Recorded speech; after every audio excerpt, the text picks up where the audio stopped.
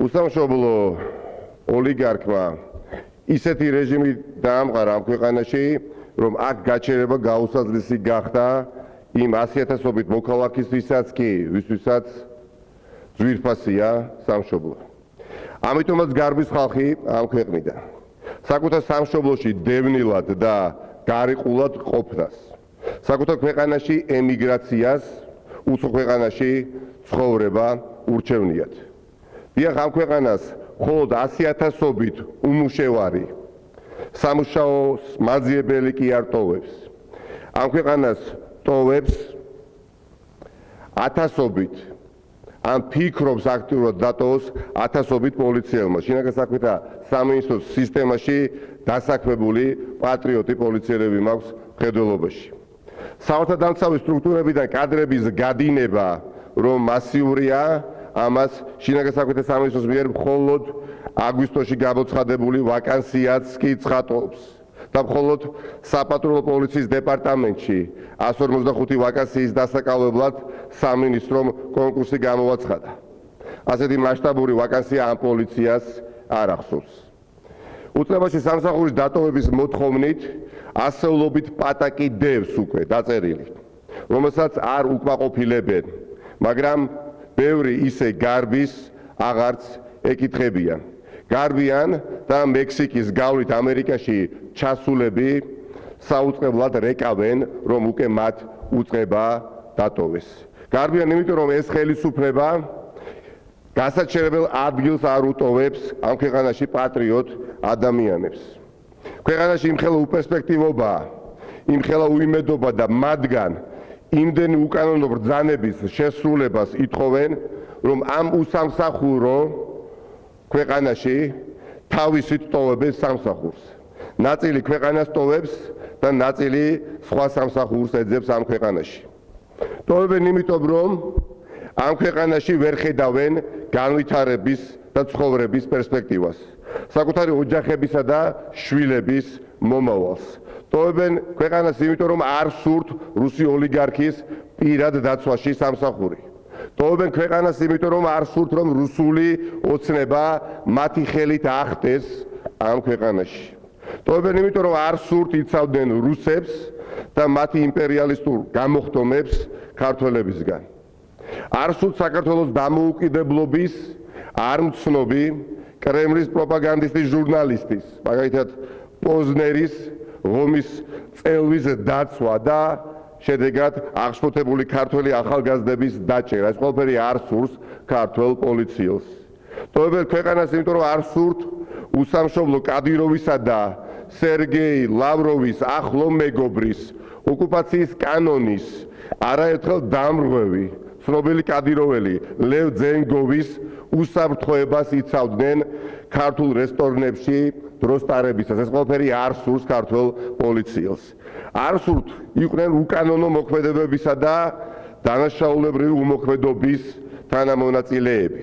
მოკლედ, ამ ქვეყანაში ოლიგარქმა და მისმა დაცვის ყოფილმა უფროსმა გომელაურმა შექმნეს სისტემა, რეჟიმი, რომელიც აგებულია სწორედ ამ ქვაკუთხედზე. უკანონო მოქმედება და დანაშაულებრივი უმოქმედობა. ეროვნული თავმოყარეობის დაკნინება და ოკუპანტის მაამებლობა. გაიხსენეთ, რას აკეთებს ივანიშვილისა და გომელაურის პოლიცია, როდესაც ქვეყანაში თავისუფლად გადაადგილდებიან შეიარაღებული კრიმინალები. როცა თბილისის უბნებს უკვე პრაქტიკულად ეგრეთ წოდებული საძმოები აკონტროლებენ. რას აკეთებს ივანიშვილის და გომელაურის პოლიცია ამ დროს? არაფერს. ივანიშვილის და გომელაურის პოლიცია უმოქმედოდაა, როცა დღისით ქალაქის ცენტრში შავბნელი ძალები ფიზიკურად უსწორდებიან ჟურნალისტებს, რასაც ეწირება ლექსო ლაშქარავას სიცოცხლე. ამ რუსული პოგრომების ორგანიზატორები დაუსჯელები არიან. მეტიც ისინი სახელისუფლებო დაფინანსებით საზრდოობენ. ივანიშვილის და გომელაურის პოლიცია უმოქმედოდაა და მეტიც ხელს უწყობს მუხთარლის გატაცებას. ივანიშვილისა და გომელაურის პოლიცია უმოქმედოდაა, როდესაც ყოფილი ქმარი უკვე სისტემურად კლავს ქალს. სამაგიეროდ ივანიშვილის ძალოვანი უწყებები ხისიერად მოქმედებენ, როდესაც პოლიტიკური ოპონენტების დევნა და თვალთვალია საჭირო, როდესაც ანტიპუტინისტური წარწერების წაშლა არის აუცილებელი კედლებიდან, როდესაც რუსი ოლიგარქის დაცვა არის საჭირო. პატრიოტი პოლიციელები ქვეყნიდან გარბიან. არადა იზრდება საფრთხე და მცირდება მათი რაოდენობა, ვინც საფრთხის შემთხვევაში შეიძლება დაგვიცვას. ვინც უნდა გვიცავდეს, თავს ვერ იცავს და გარბის ქვეყნიდან. ვინც უნდა გვიცავდეს, თავს ვერ ინახავს და ქვეყანაში და გარბის ამ ქვეყნიდან. დიახ ბატონებო და ქალბატონებო, პოლიციელთა ხელფასები სასაცილო და დამამცირებელი არის ამ ქვეყანაში. მათი ხელფასი 1600 ლარს არ აღემატება, მაშინ როცა მათი მინისტრი ივანიშვილის პირადი მცველი გომელაური დიდრული სახლებით და აგარაკებით იწონებს თავს. თავისი ოჯახის წევრს რამდენიმე 100.000 ლარად ქორწილს უხდის, სადაც ერთ ტორჩი მხოლოდ 5000 ლარს იხდის. ერთი სიტყვით თავისი ოჯახის წევრებს მარწყვის პირამიდებს უშენებენ ტორტად, სხვის შვილებს კი უშენებენ ქვეყანას, სადაც ცხოვრება აუტანელი, გაუსაძლისი და სახიფათოა. ჩვენ და ჩვენი შვილების უსაფრთხოება ივანიშვილმა ჩააბარა თავის დაცვის უფროსს, რომელიც ისევ და ისევ მას იცავს მხოლოდ და არა ქართულ საზოგადოებას. მასაც პროფესიონალიზმი აწუხებს და არც სინდისი. დგას და ტელეკამერების წინ უტიფრად თავს იწონებს. 2 წელია ბანკის მბრძარცველი ესე ბუა ვერ უპოვია და არც რწმენია პირიქით ამ საკითხზე, როდესაც კითხვას უსვამენ ჟურნალისტები, საზოგადოებას დაგვცინის. კორუმპირებული გომელაური დგას და კამერების წინ ლაპარაკობს ადამიანზე, ვინც ემუქრება ჩანაწერების გამოქვეყნებით. დგას და სახელწაშლილი და ნირწამხარი წინასწარ უარყოფს ჯერაც გამოუქვეყნებელ ჩანაწერებს. უტიფრად გველაპარაკება იმაზე, თუ როგორ აუწყო დაუმსახურებლად კარიერა თავის ყოფილ მეგობარს. სამაგიეროდ ცოცხალი თავით აატყვება, თუ რატომ გაუშვა სამსახურიდან მისივე შეფასებით და თქვით დაუმსახურებლად აღზევებული არაფრის მქონე პირი. რუსულოცებაში ერთადერთი დამსახურება, რითიც კარიერის გაკეთება შეიძლება.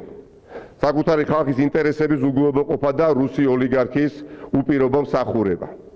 ასეთია რუსული ოცნება, ასეთია რუსული სისტემა, ასეთია რუსული სამართალი.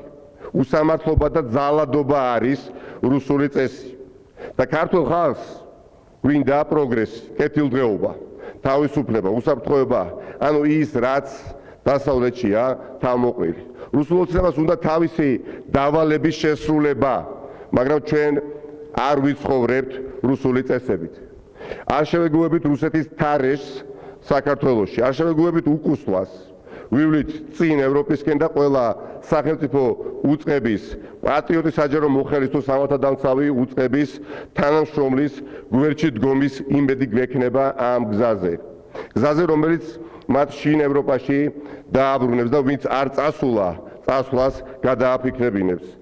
ამ ქვეყანაში ცხოვრების და სახელმწიფო მსახურების სურვილსა და მოტივაციას დაუბრუნებს. სიამაყის გრძნობას დაუბრუნებს, რომ ემსახურება სამშობლოს. ამ ხელისუფლების ცვლილების შემდეგ, რუსული ოცნების ხელისუფლების ცვლილების შემდეგ მოსული ძალა ყველაფერს გააკეთებს, რომ პოლიციელები ებრძოდნენ დამნაშავეებს და არაკლავ ხელისუფლების ოპონენტებს იცავდნენ. საკუთარ ქვეყნის მოქალაქეებს უნდა იცავდეს პოლიციელი და არა ვინმე ერთ მოქალაქეს, როგორც დღესაა. და ეს ყველაფერი შეიცვლება ძალიან მალე რუსული ოლიგარქიული რეჟიმის ცვლილების თანავე.